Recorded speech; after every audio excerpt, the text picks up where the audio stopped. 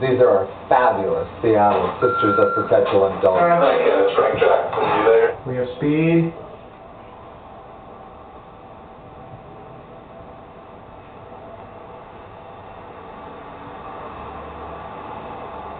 These are the fabulous Seattle Sisters of Perpetual Indulgence, each one a jewel in the crown of our order.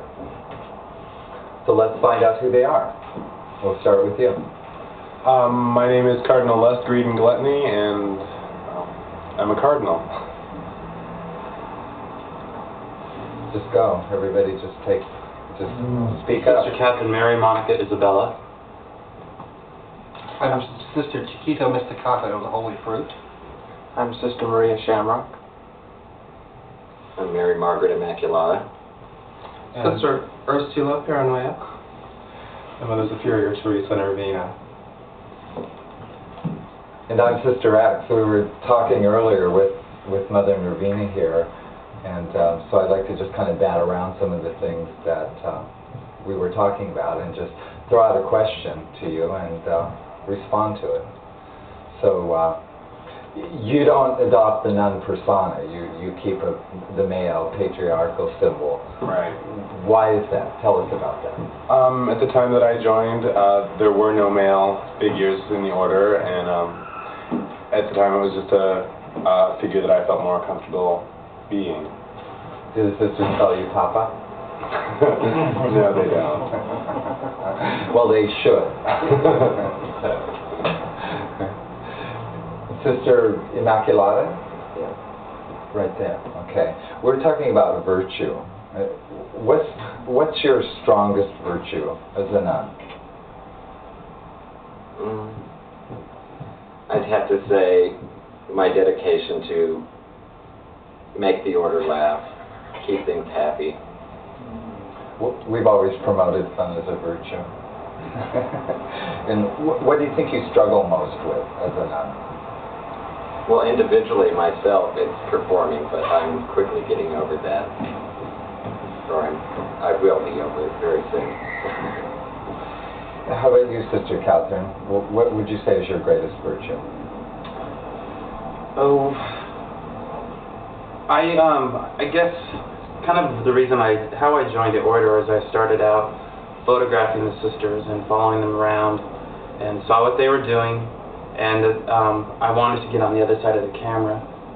And after about a year of being the sisters' photographer, I joined the order, and it makes it a little more difficult to photograph. So I guess that's my struggle these days, is wanting to be in two places at the same time and recording what the sisterhood is doing.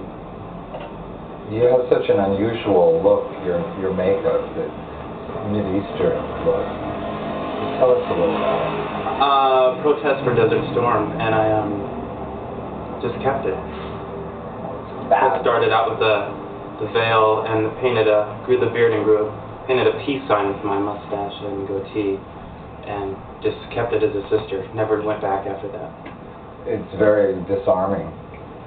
And how about you, Sister? Virtue. What's your greatest virtue? I think my strongest point as a sister is probably in performing, but I think I'm also very committed to the group as a family. I think that's another one of my virtues. What is your external struggle as a sister, would you say? The insecurity that I have sometimes about how everything looks, how everything is coming together, and if I'm looking as flawless as I think I ought to. How long does it take you to do that? A couple of hours, 2.5, 3, depending on my mood and how fast I'm feeling. And if the eyelashes give you grief. Yes, we know all about that. How about you, Sister? What would you say is your strongest virtue? My strongest virtue as a sister would probably be a shared commitment with our Mother Superior here, and maybe your mother in San Francisco as well. I truly believe if the unfortunate case should happen that there weren't any other sister but myself, I would and could do it by myself. And I think that is my strongest virtue because it is so strong. I know I could and I know I would. What motivated you to go into such an unusual profession? Well, I saw my mother in a club working as Mother Superior, doing what we call our good work. And I had a theater background, and I thought, I have a lot of energy, I have a lot of time, and I want to do something for my community. I wasn't expecting everything that's come along with that, but I dove in and I got what I guess I asked for. And I don't regret any decision I've made as a sister when it comes to whether or not I should have became a sister. What do you think is the most important work that the group does in Seattle, speaking of Seattle? In Seattle, it's a little different probably than a lot of other places because unfortunately our gay and homosexual and transgender community is still very divided in Seattle amongst ourselves, which is really hard to deal with when you're trying to fight something much larger than ourselves. So we almost create a liaison between all of the groups and bring them a little closer to being a greater one to fight yet a greater whole. I think it's really important not to divide in the community, and I think we are able to kind of bring it together a little bit. What is the political timbre in Seattle? Is it very anti-gay and... Actually, it's getting much better. I can remember being very young and being introduced at an early age to the gay community, and I've seen a noticeable change within the last year, maybe year and a half. We now have a very strong ACT UP group in our area. Due to governmental spending cuts in Seattle, a lot of people have become very angry and aware that there are politics involved with our lifestyle and saving people's lives from AIDS and bringing people together racially. And I think that anger has caused people to become more political. Fabulous. And Sister Shamrock, how about you? Virtue? Virtue, absolutely. Can't be a nun without virtue, or at least a struggle with the virtue. I'm the newest to the order, and also the youngest, so I think maybe youth and enthusiasm, but also I really want to do and bring in and coordinate with the other sisters that are already doing it with live music and theater.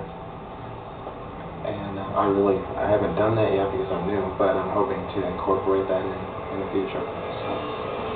The Seattle Sisters have always created such a powerful image because you're generally all habited the same. Do you find a need or a difficulty expressing your individuality as a sister? In a group that kind of moves as a unit and looks as a unit always? Sometimes, I wouldn't say it's a difficulty, but I would say it's a learning experience, and that you need to keep your mind open and listen to what people, big sisters, are saying, yeah. Big sisters are saying. Cardinal. Oh, go ahead. You interviewed the Cardinal, was the only one. We did. We started with him. Oh, you started with him? Yeah. Okay, I'm sorry. But now I think you should just do a real quick thing where just each one should just say whatever they want to say. Sure. Something. Okay, hold on.